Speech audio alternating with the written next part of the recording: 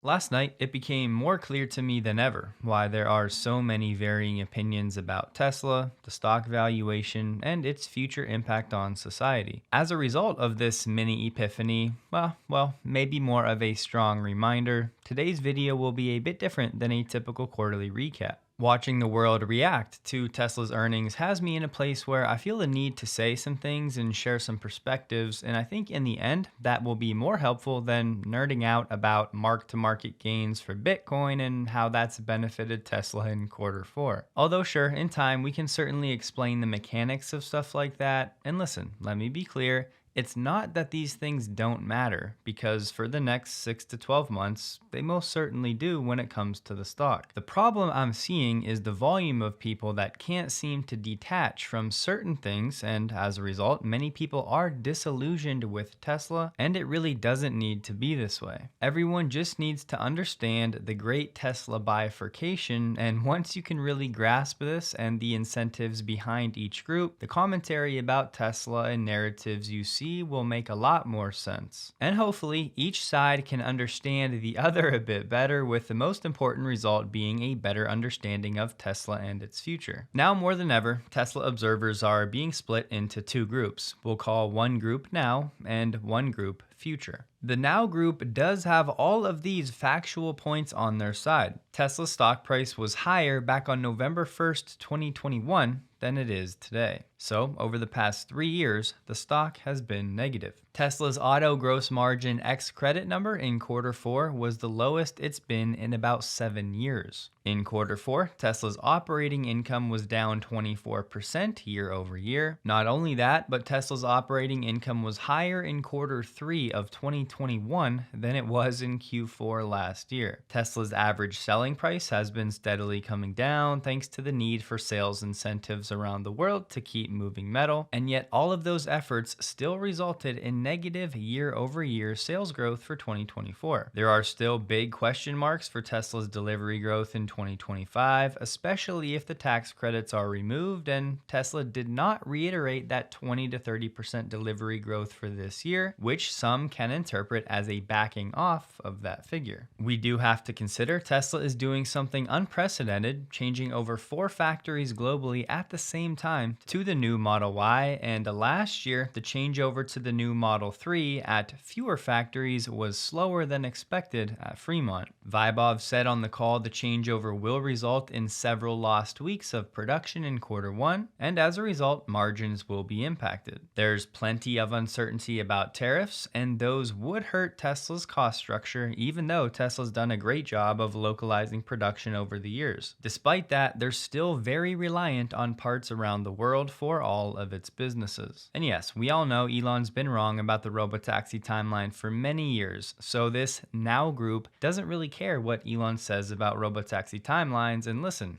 to some degree, I get it. So I think you get the picture. There are certainly metrics and financials and data points that this now group is correct about. Tesla has been underperforming on these key metrics for a few years. One more example, Tesla's GAAP net income was higher in quarter four of 2021 than it was in quarter four of 2024. So for a growth company with over $1 trillion valuation, if you want or need Tesla stock to perform now, you're going to be upset, and it's easy to point fingers at Elon and politics and all of that. We live in a what have you done for me lately world, and by these metrics, Tesla really hasn't done much for a few years. So the number of people in this now camp when it comes to Tesla is continuing to grow. And I'll come back to this now group in a moment, but I just think it's important for everyone, no matter what group you fall in, to understand these points and understand why certain narratives exist. Because it is indeed these very metrics, margins, profitability, growth, etc., paired with a 6 to 12 month outlook on those metrics that really does drive the stock price in the short term, second to only macroeconomics. And we'll call the second group future. This is where Elon lives, hence the thumbnail of this video, which was referring to when Elon was bringing himself back to Earth, which I thought was hilarious. But it also gave us an excellent insight into where his head is at when he thinks about Tesla. And my prediction long term is that Optimus will be overwhelmingly the value of the company. Regarding energy, back to Earth. It was Elon. Can you come back here for a minute? Okay, back to Earth. The vision that Elon sees so clearly, now more than ever, is quite special, but there will be even more waiting ahead to get to this future. Now, this group we'll call Future understands that all of the financials and metrics right now really don't matter for the long term vision. Not that they don't matter, but for 2026 and beyond, they just become so trivial. As I was filling out my quarterly numbers spreadsheet with Tesla's data, I could just not get away from the thought that this is all just noise for those in the future group. When you envision unsupervised FSD in many cities by later this year and Optimus doing useful work in the thousands by later this year or early next year, dwelling on auto gross margins X credits really does feel foolish. Everybody here knows the arguments for the future camp. The upside of Tesla over the next decade is so big that to put it into words or figures doesn't make sense and just leaves you sounding like a fanboy. Elon does see a path to Tesla being the most valuable company in the world by far, with a greater valuation than the next top 5 companies combined, which by today's numbers is nearly $15 trillion. The driver of this number, though, is autonomous vehicles and autonomous robots. It is absolutely not Tesla achieving 20% auto gross margins, X credits, or even growing auto sales at 20, 30, 40% a year. That's just never going to move the needle to those type of numbers. But as I lay out some of my biggest takeaways from yesterday, you should be able to see why so many people are agreeing to look past the current financials into the future that is now closer than ever. A few of the new things we learned: Tesla claims to be battery constrained, specifically for battery packs and battery production. They're in talks now about how to increase the total gigawatt hours of battery production. Apparently, that's the constraint on output for auto and energy. But Tesla said the 4680 lines hit a rate exceeding 2,500 Cybertruck packs per week, which is about 125,000 packs per year, well ahead of the current production rate for the Cybertruck. So 4680s are not the limiting factor, but batteries from suppliers is. Which, I'll be honest, to me is a bit odd because other automakers have been pulling back on EV battery packs, and the narrative was about excess cell supply from China nearly all of last year. Of course, Tesla needs specific cells, but there were times when battery factories were running at 40% of capacity last year, and electrode manufacturing capacity was nearly an order of magnitude greater than the global EV cell demand at the time.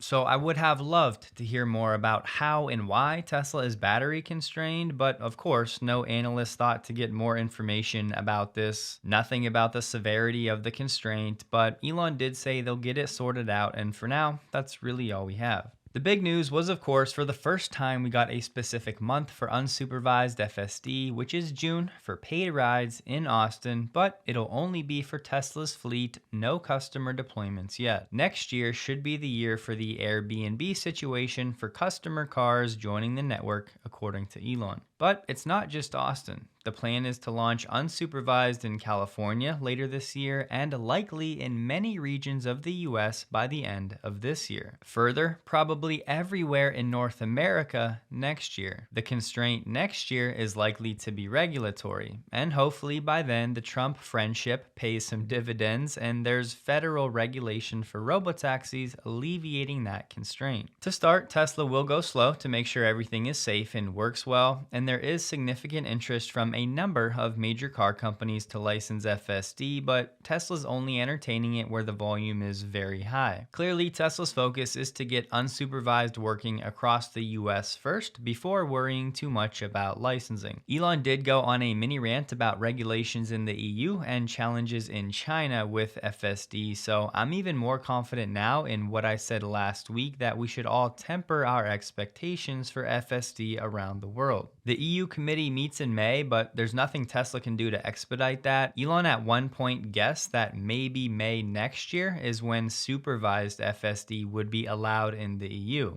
So then when is unsupervised FSD allowed in Europe? I'm like, May next year, maybe? I don't know. Well, I have to find out when the EU is meeting again.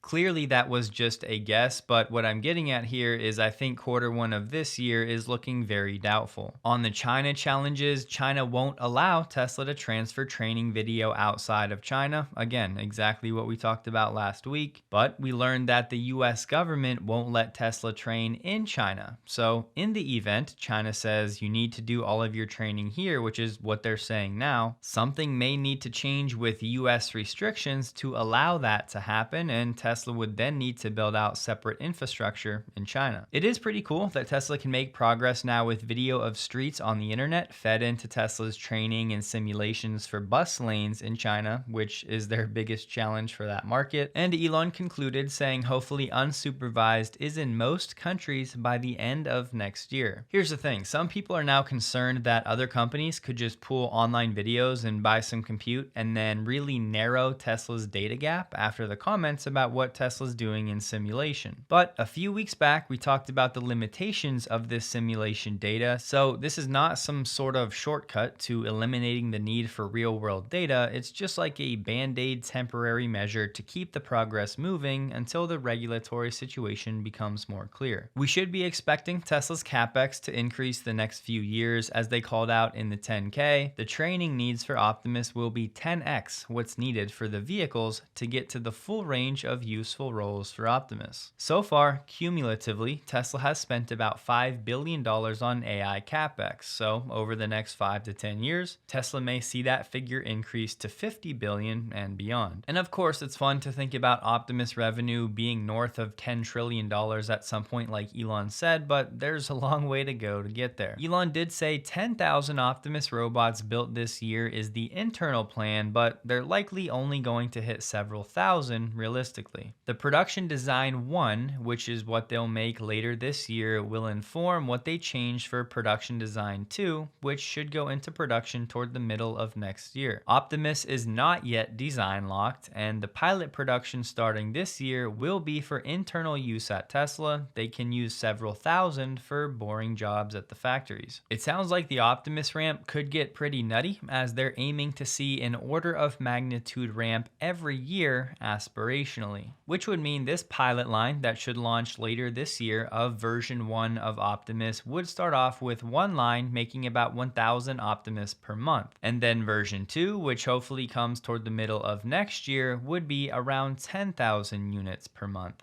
And then after that, the next line would be for 100,000 units per month, and so on. Elon said this version 2 of Optimus that should start toward the middle of next year, those deliveries to external customers may begin in the second half of 2026. Elon thinks at 1 million Optimus units per year, the production cost should be less than about $20,000, but the price for Optimus will be set by market demand. Just keep in mind this Optimus ramp is going to involve an entirely new supply chain and entirely new tech, so the risks abound for the ramp and the timing. Elon did say that Optimus has the most sophisticated hand that's ever been made, and that should allow it to thread a needle. And I have a feeling in the next 6 months we'll get a new video of Optimus showing off these new hands and what they can do. Tesla is building a third Megapack factory. We don't know where or when, but that was encouraging to hear. A quick note on the FSD upgrade: if you have not already bought the FSD package with hardware 3, I would not just assume that if you buy it now, you'll be included in that upgrade group.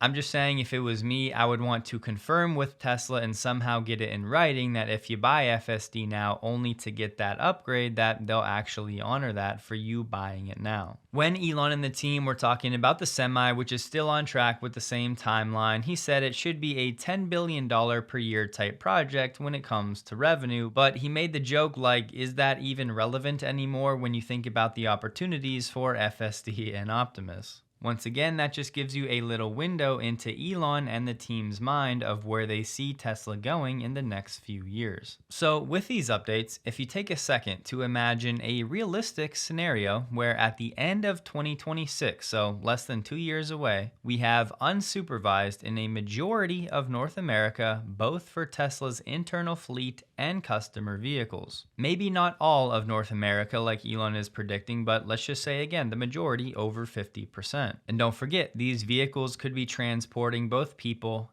and goods. Then we have Optimus production at maybe a few thousand every month, some being sold externally to customers. The Tesla Semi should be through the challenging early stages of the ramp and nearing profitability for that business line. The third Megapack factory may be nearing completion, if not starting low volume production. Tesla Energy should be over 100% bigger than it is right now. More affordable models will have been on sale for Tesla for over a year. The Cybercab will have likely started at least low volume production. So even just these few things alone, it really shouldn't be hard to see why this future group is so excited and willing to stay patient for another few months or a year, however long it takes for all of these endeavors to finally start increasing Tesla's profits once again, and for the market to start giving credit to Tesla for the foundation they've been building for all of this the past few years. This is the inflection point that Elon was talking about on the call. It's partially finally exiting the in-between growth waves thing we've been talking about for over a year. And not to oversimplify, but it boils down to you either believe all of this is going to happen, even if it's a bit late and a bit slower than what's promised, or you don't. And as Elon has made explicitly clear, if you don't, you should just not own Tesla stock. And I do really understand why so many are disillusioned with Tesla. If you've held for a few years and expected big returns, you're likely frustrated and fed up. But this is why I always say actual investing is a 7+ year game. Growth is not linear more often than not, and exponential growth requires building a strong foundation, which is exactly what Tesla's been doing. So the truth is, the conversation around Tesla should always be defined.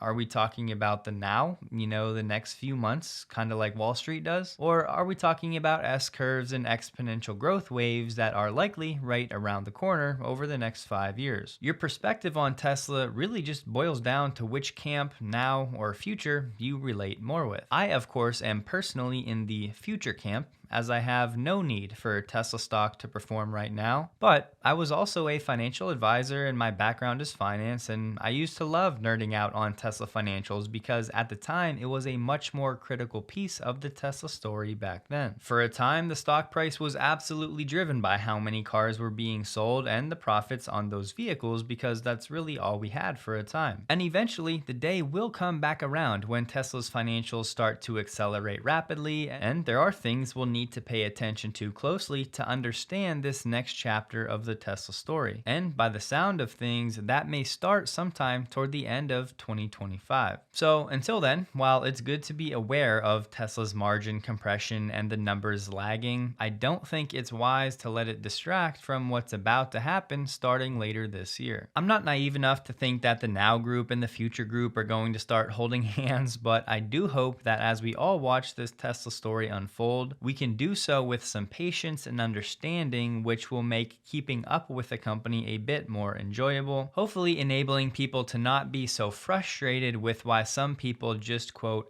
don't get it. I use full self-driving every day, and now I see Waymos every day all around me driving perfectly fine, and my car still can't do it. So I don't care how many times Elon says that it's going to work this year, and this is the year of full self-driving. It's just a bunch of crap at this point. It doesn't work. But on that front, perhaps the highlight of the call for me was listening to Adam Jonas get dunked on by Elon and the team for the LiDAR question. Some things apparently will never change. Yeah, people think you're crazy, but for not look, obviously humans drive without shooting lasers out of their eyes.